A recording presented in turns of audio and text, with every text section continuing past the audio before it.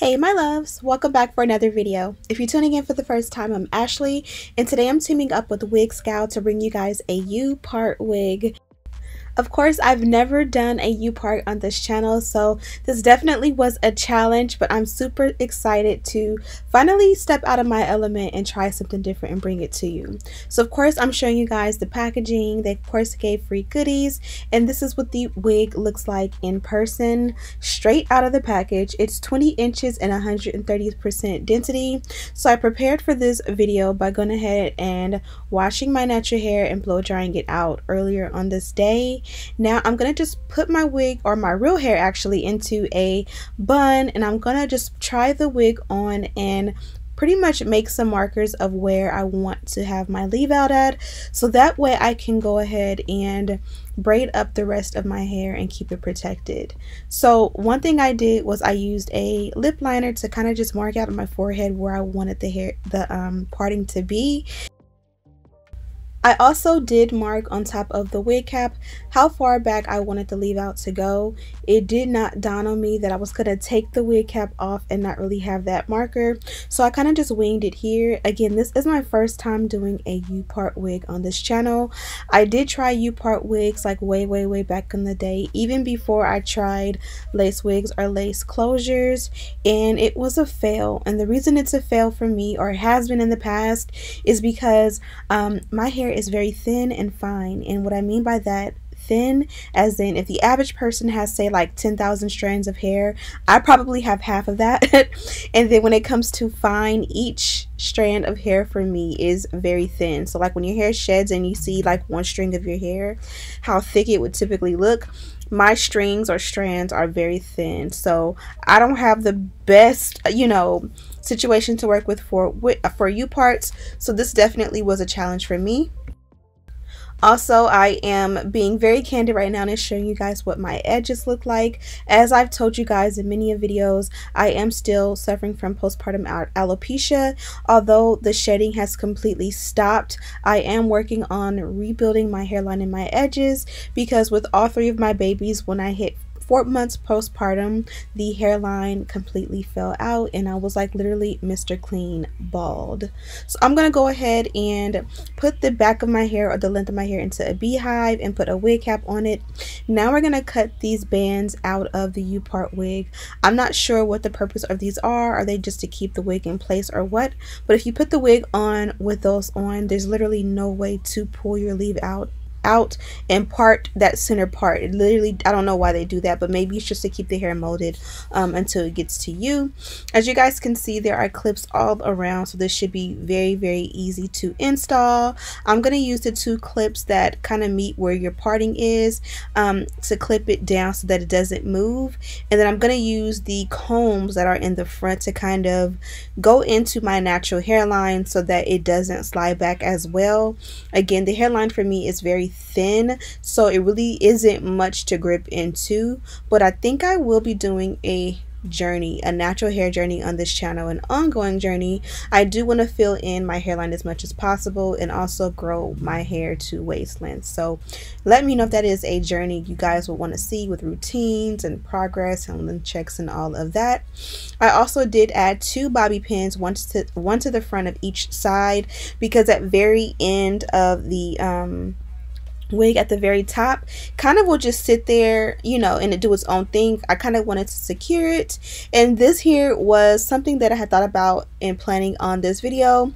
I did buy this from Sally's, and it pretty much is a hair fiber that you kind of will sift, or like kind of pour like a salt shaker onto your hairline, and it's supposed to make your hair appear thicker. So what I did was I kind of loaded it heavily in between like the actual wig and then where my real hair starts.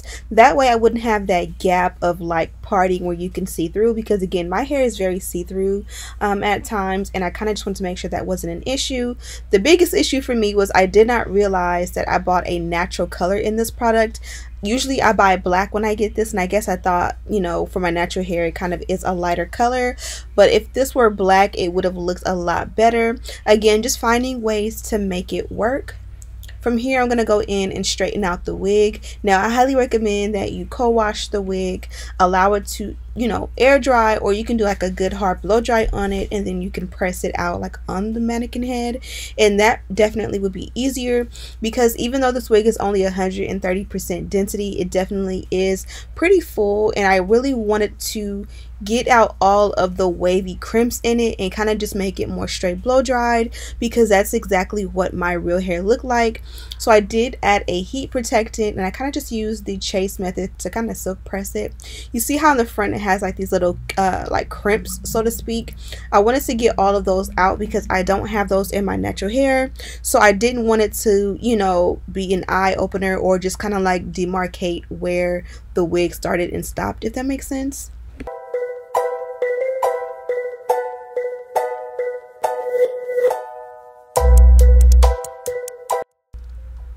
And now I'm just trying to make sure that the hair blends with my hair, and I think it looks pretty good. Again, the only thing is that my hair is not thick, so that is the only thing I, you know, notice about this. Of course, I'm not going to do any baby hairs, and, you know, considering this is my first time trying it, I think I did a pretty good job. I am going to use a product to help it to blend a little bit better. So you guys, I was super nervous with this one, but this is the final result. Now, I tried U-part wigs a few times. I want to say circa like 2011, maybe 2012. This was before I got my hands on my first lace closure or lace frontal. I used to do like pronto wigs. If you remember when Ming Lee first was a hairstylist, she did a video on YouTube where she taught us how to do the pronto, and I studied it, I learned it, I started and paused it to death until I got it down packed. So I would do the pronto wig, which is pretty much where you glue all of the hair to a wig cap. I would do it with a China bang, like a quick weave wig with a China bang in the front. Sometimes I would do it with a like side swoop. Now that we have frontals, that was a whole mess because it was thick, it was bulky. This is my forehead, and the wig would be like this high up off my head. A hot mess. But one of the ways that I tried to, you know, do something that looked a little bit more natural, where I could expose like my natural hair, was a U-part wig, and that was something I learned how to do via YouTube.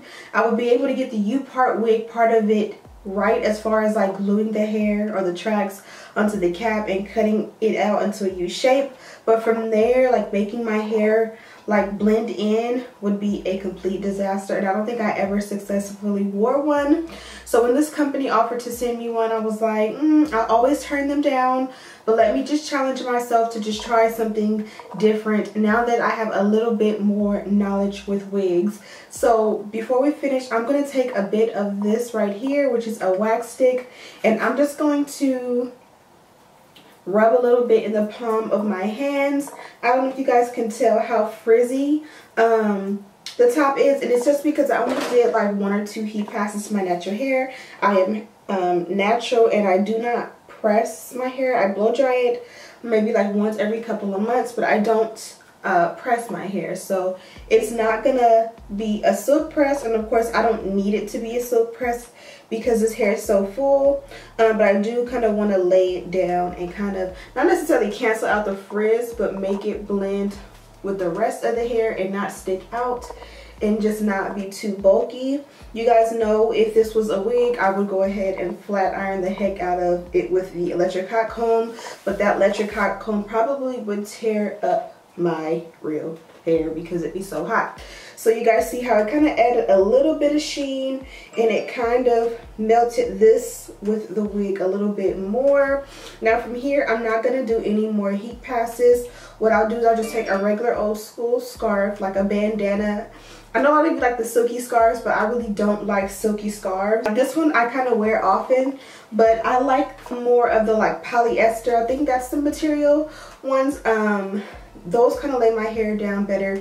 Even like cotton scarves lay my hair down better. So I'm going to take one of those and just lay it flat and just kind of like push all the hair back and like do the dishes and all that. And that'll make all this lay down a little bit more, because again, I don't want to do any more heat passes to my natural hair, and I'm satisfied with how I straightened out the wig hair. Let me know what you guys think of this one. I'm so glad I went ahead and stepped out of my element with this one. So thank you guys for watching. Thank you, Wigsgal, for sending the wig over. Of course, I have her link down in the description box, and of course, if you have a thick thick braid of hair, this is going to look so beautiful on you. I promise you, you're going to love it. Super simple, super easy to install and maintain. Thank you guys so much for watching. Don't forget to subscribe, share this video with your friends, and as always, I'll see you in the next one. Smooches!